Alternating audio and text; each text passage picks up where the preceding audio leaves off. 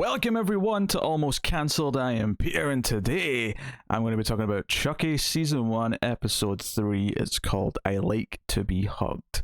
So full spoilers for the episode. Honestly, this episode popped me immediately.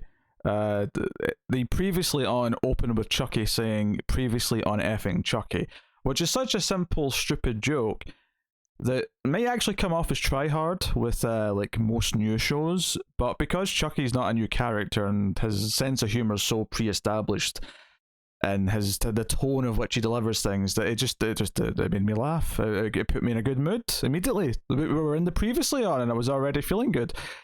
So that is good. Apologies, this is a day later this week. There's some floor work been done in the house, and they were still in today actually, but they finished a bit earlier than I thought. So luckily I was able to get to this today. I was worried that I may not get to this till tomorrow. But this episode really brings things together with the build up to the Lexi stuff and Chucky trying to convince Jake to go after her. Jake ultimately, of course, decides not to and kind of sends Chucky on his merry way to do it himself. And this episode kind of played with like how we felt about Lexi. I think there was a couple of moments where you almost thought she was being a better human being, where she's really teenage and bitchy about a lot of things, but there's like little moments of genuine displays of concern for her sister, or the apology to Jake is mostly bullshit, but there's one or two moments where you think she almost might be having a genuine kind of moment. Obviously she ruins it immediately by like being like, you won't give me the doll just because I've asked, even though it's not mine to claim or anything, you know, like, she immediately kind of ruins it every time. But there's lots of little moments where she's singing to her sister, or you think she's going to go into a stupid, you know, teen love triangle, but then she kind of circumvents it and goes back to Junior immediately, as if there was never any risk of it happening. It's really hard to get a handle on her. I guess what I'm saying is that they're trying. I don't know if it's working to actually make her more nuanced and give her layers, but at the very least she's not as one note as she was before, which is a little conflicting potentially, because you kind of want Chucky to just murder her. And it would certainly appear to be that he has succeeded in that task. Although I think it was left open enough that they might swerve us and that she's not quite dead. I don't know if we confirmed the kill exactly. We did get the glorious closing shot of Chucky with the fire behind him and yelling. Admittedly, I'd be surprised if she's alive, but I'm just saying that there's room for because it's almost a shame not to have her stick around a little bit and like actually be scared of Chucky. But at the same time, I get it. You know, I get that we're kind of having this big bubbling over point where everything's coming together in episode 3, and it really kind of feels like we're propelling into a new act to the story. And there's a couple of stylistic choices that I think are really smart in this episode.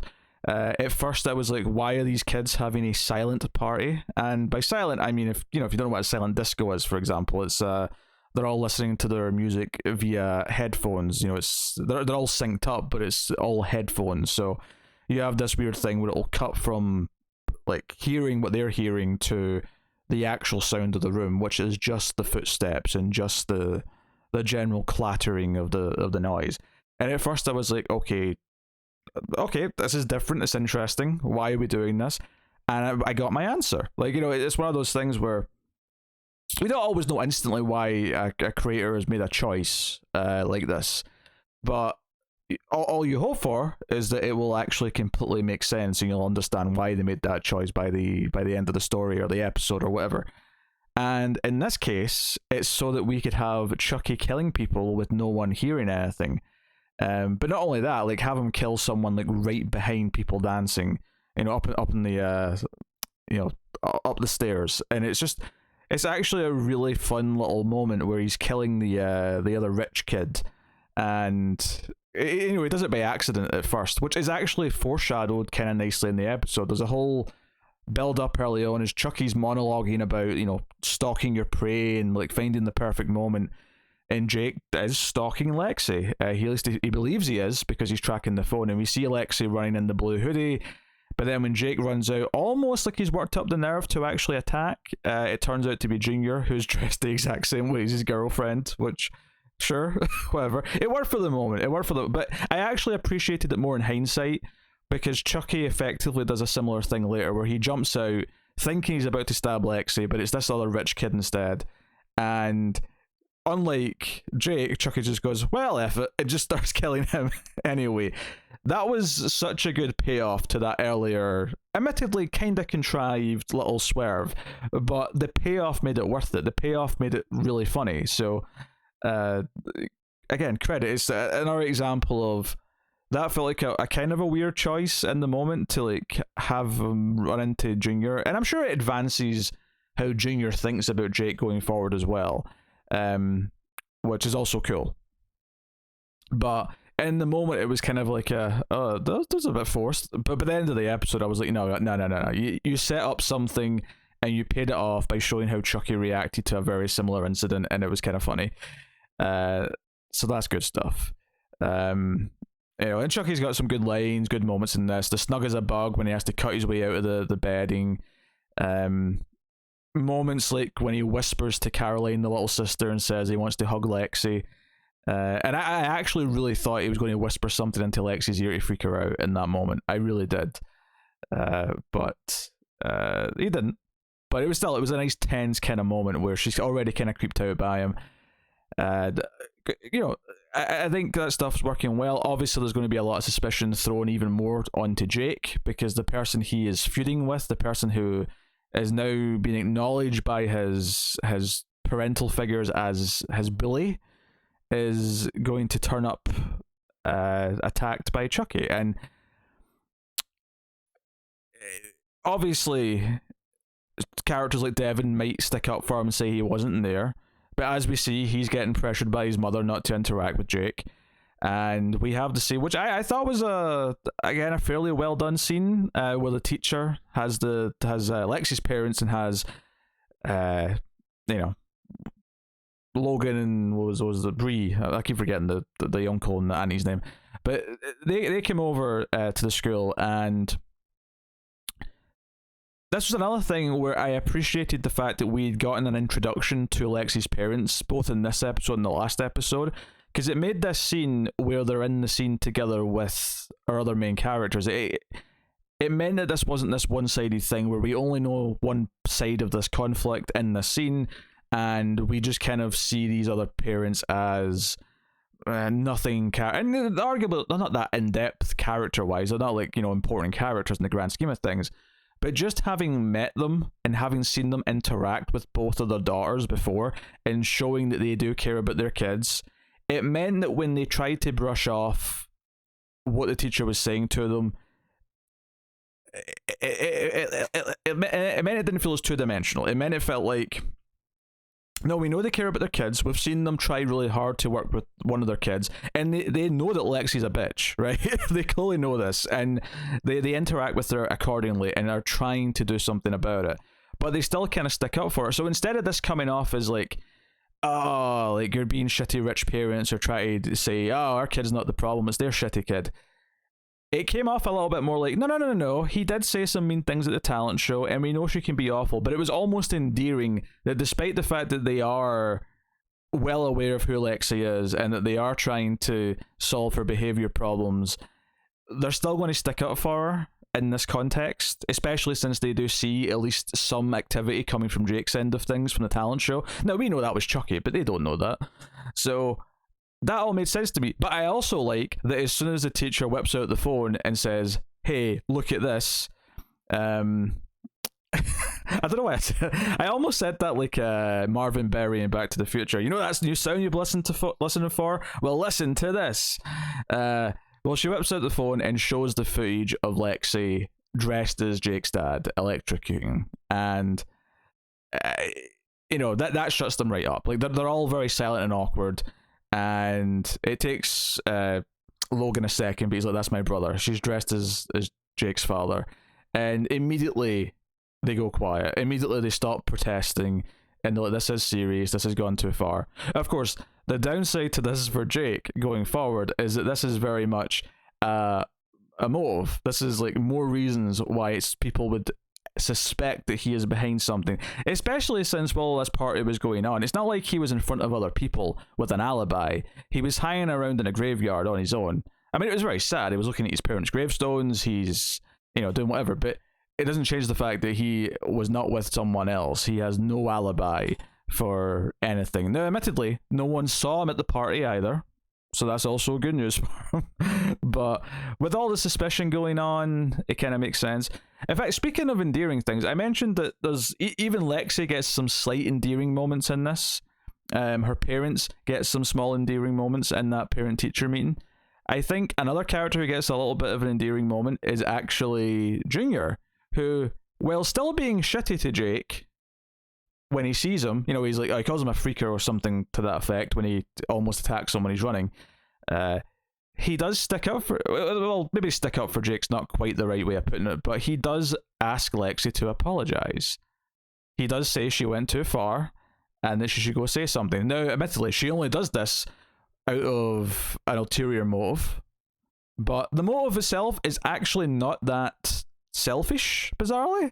The motive is to, help her sister, who we've already seen her be a shit to. I guess what I'm saying is there's a lot of examples in this episode of characters who are normally shitty to someone else actually showing some signs of humanity, either to that person directly or otherwise.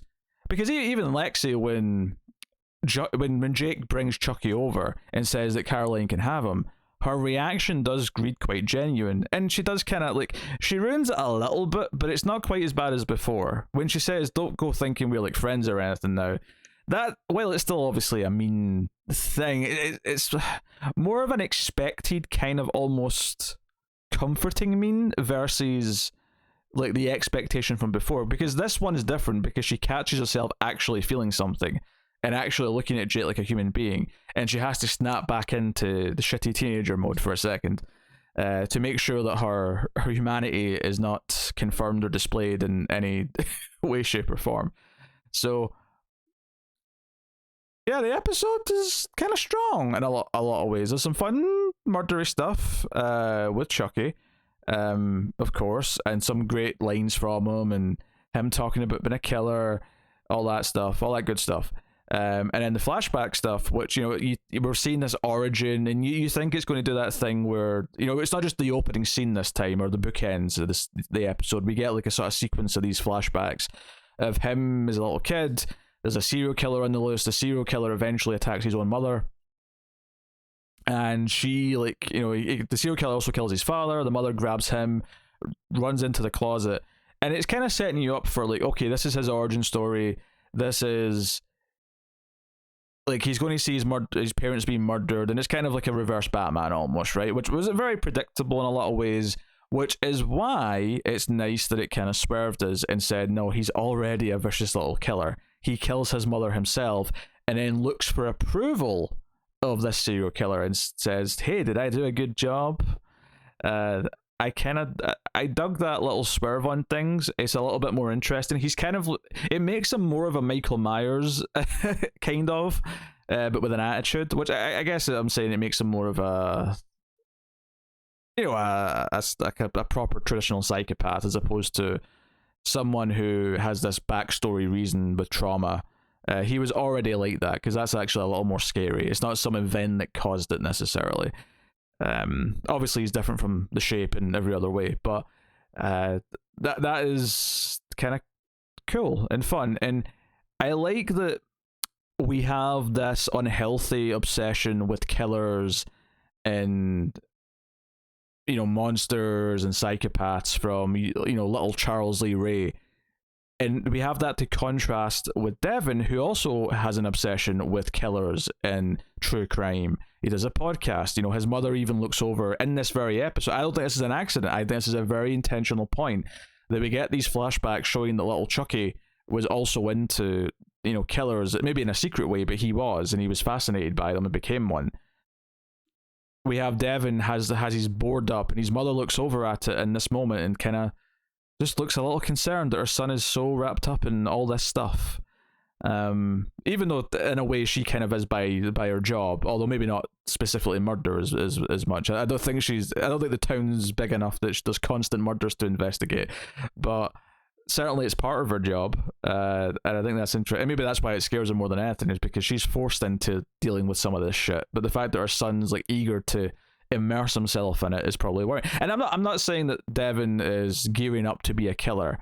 Maybe they could swerve us later on and say that he is maybe more open to killing someone versus Jake, who ultimately couldn't. I think that's maybe something they could explore. But honestly, I suspect that it's more just that we have this contrast of like healthy infatuations versus unhealthy infatuations with serial killers and murder and stuff like that. And maybe they'll do something weird with it later or whatever, but I don't think that contrast and comparison between the two characters is an accident in this episode.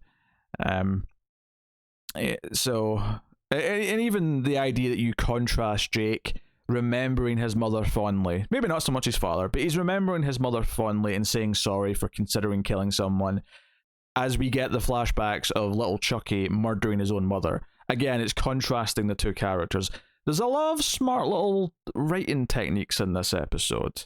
There really is. I mean, I didn't even notice them all as I was watching it. It was more just that I'm talking through it, and good writing ultimately should hold up when you start to think about it and start to talk about everything. And it adds this kind of sinister layer that maybe he can convince Caroline to be a serial killer because she's more like the age he was when he kind of became that. And maybe that, but it's still kind of funny. There's a hint of humor when he asks Caroline, "I'm going to go kill your sister now. Do you want to come?" And she just doesn't protest. She just rolls over and says, "I'm sleepy," and goes to sleep. That's kind of funny. And it is kind of a concern that she might actually be a sociopath. Or she's just so young that she doesn't understand, which is, of course, a possibility. But yeah, we have all these kids, we have all these characters to contrast with all these different facets of some of our main characters, but we also have all these kid and parent relationships, which I talked about last episode, that we're definitely focusing on. And that's also not an accident. They're playing with a lot of these themes, and they've created kind of a toy box of which they can kind of have all these things hit off each other, which is really nice. I do think the chemistry between Devin and Jake is delightfully awkward still. I think it's working. So this is probably the strongest episode of the three so far. I think this is one where the writing of the characters for the most part has risen to get closer to just the fun Chucky murder and dialogue stuff, which is nice. And the closer it gets, if not equals it at some point, would be wonderful. And that would be kind of a perfect world scenario, right?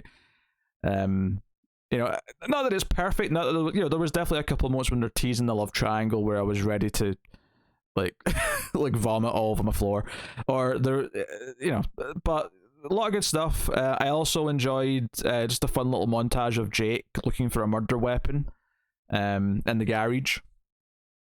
Or sorry, garage for the American audience.